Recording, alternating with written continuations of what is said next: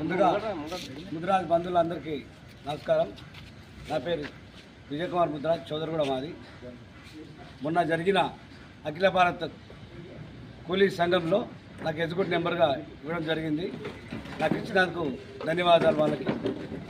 అయితే కూలీ సంఘం అనేది 50 ఏళ్ల క్రితమే ఉందని మన మీటింగ్లో తెలపడం జరిగింది. అయితే ఈ కూలీ సంఘంకి మన ముద్రాజులకు అంటే నా అభిప్రాయం చాలామందికి తెలియదు. కూలీ సంఘం అనేది ఉందని చాలామంది తెలియదు.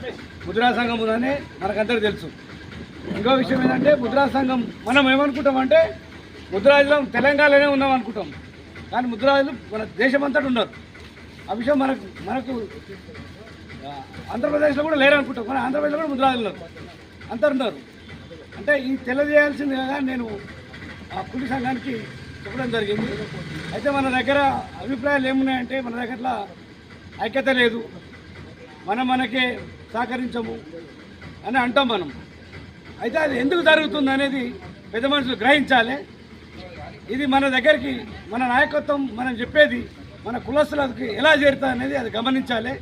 ఎందుకంటే ఒక చెట్టు నాటుతాం, చెట్టు నాటినోడు ఎవడు అనేది అడుగుతాం, తర్వాత ఎవరో పనులు తింటే చేస్తారు. ఆ చెట్టు నాటిన ఎవరు అనేది మన ఇంటింటికి గడప గడపకు తెలవాలనేది నా ఆలోచన. అప్పుడే మనకు మన చెట్టు నాటింది ఓడు మన బునాది నాటింది ఓడు అనేది తెలుస్తుంది. నేను అందుకే మనకు కూడా మీటింగ్ అనడం జరిగింది. నాకు ఈ పోస్ట్ ఇచ్చినందుకు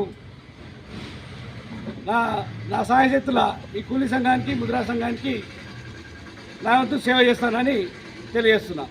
ఈ అవకాశం ఇచ్చిన ధన్యవాదాలు.